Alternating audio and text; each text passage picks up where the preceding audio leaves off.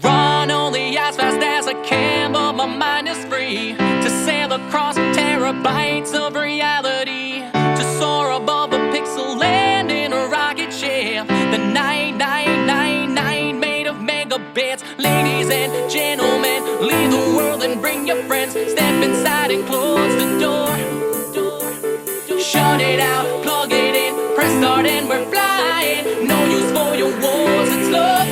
Cause we build digital castles in the sky.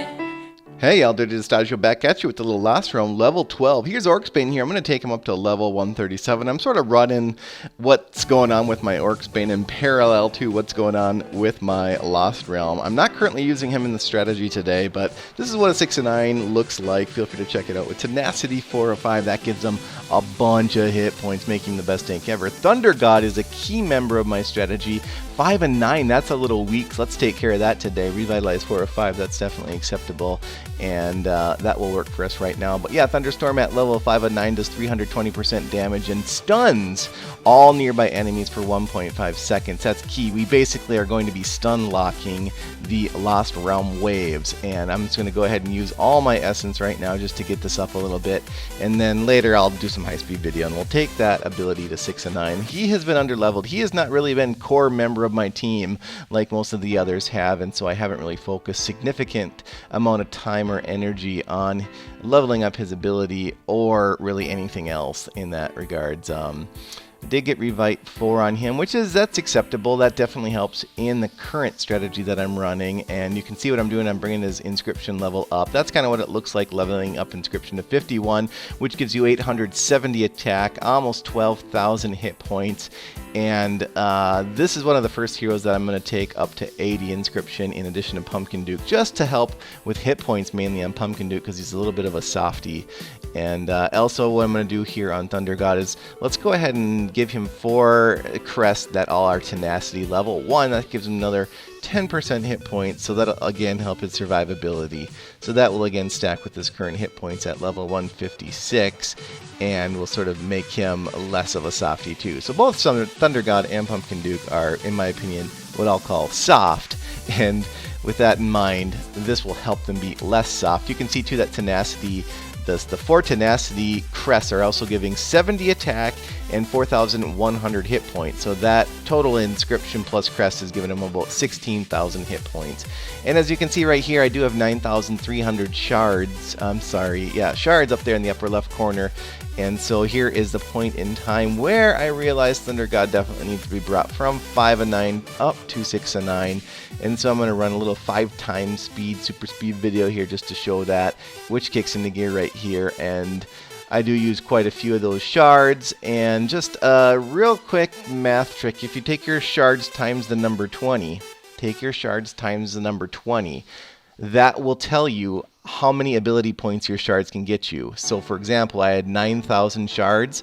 That will give me 180,000 ability points. That means that I definitely had enough to take my Thunder God up from 5 of 9 to 6 of 9, because every single shard gives you 20 ability points. And so clearly I had enough there to take him up to 6 and 9. Now he does 350% damage, inflicting coma, which is a stun to all enemies for 1.5 seconds. That coma, any hero that can coma, which is stun, any hero that can stun the opposing team is very beneficial in Lost Realm. So here is a pretty easy matchup just so I can explain here. I'm going to use some text overlay. As every single hero bind procs, I'm going to flash that text up on the screen here so you can kind of see what happens. Now, my Pumpkin Duke has revitalized, so you can see he's going to proc first. Pumpkin Duke in the bottom left, sort of the left side. Pumpkin Duke just triggered right there.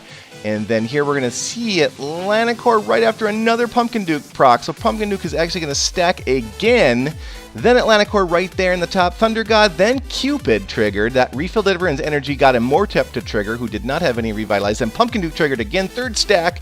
2nd Thunder God just went off right there. And now all my heroes are going to move in closer because some of my opposing team died there that I was facing. I took them out, I smoked them. And here towards the end, Immortep triggered. Now Thunder God just triggered. There's a Immortep Sandstorm is still going on. Basically what we've learned here is that a triple stacked Pumpkin Duke plus Thunder God plus Immortep is good. What else though that we learned here is that Cupid only procced once. That's not so good. It tells us that Coma Heroes are great. This is the same exact thing in real time. Watch the first proc of Pumpkin Duke on the left. Proc. He's going to proc again. Atlanticore is going to pop. And then Thunder God Lightning. Obviously you see the Sandstorm going right now. And that is it. That is how quick it is. It was only about 8 seconds. All right, let's use my same team, same formation here, and let's go against a little bit of a harder one here. This is the one that uses what? It looks like there's 7 heroes there, all level 110. Again, we'll do ultra slow motion on this one, just so we can kind of see the procs as they happen, but basically everything happens in the exact same order. And anytime that there's a hero facing my Pumpkin Duke right there, that Pumpkin Duke is going to stack up pretty well. Atlanticore is going to proc, then Thunder God, Immortep Thunder God. And probably, let's see if we see 2 Cupids, so that might be an interesting. So I'm going to keep my eyes on Cupid, but you can see here first, obviously, Pumpkin Duke's going to proc, and then Atlanticore is going to proc right now. That's my tank that I'm using, my tank of choice. There's the first Pumpkin Duke stack is going right now. And then there's going to be a second stack, Atlanticore procs, Thunder God procs, Sandstorm, Immortep there. Cupid just went off too, by the way. Let's see if Cupid goes off again. Pumpkin Duke is going to go off right here too. And again, Cupid's full energy bar, will it go again? Will it matter? Let's see. It looks like he will go off right here. Maybe right there. Come on, Cupid. Another Sandstorm went off there. And again, even against 7 heroes, it looks like Cupid only went off 1 time in 9. There's the second one, but I mean, the game's already over. Cupid did go off twice there. My Pumpkin Duke does not have Berserk. It has Revitalize, and so it's never going to get more than like maybe 4 or 5 stacks, I don't believe. So, I mean, the battle is still going on. That Cupid did proc twice. It probably won't proc a 3rd time because it does look like it's over. So that's kind of the chain of events. That's essentially what got me all the way through 12. So Lost Realm 12 was essentially that setup. If you don't have Atlanticore, you could use Paladin or a couple other tanks too, such as Orcsbane. As always, keep it dirty and dirty up.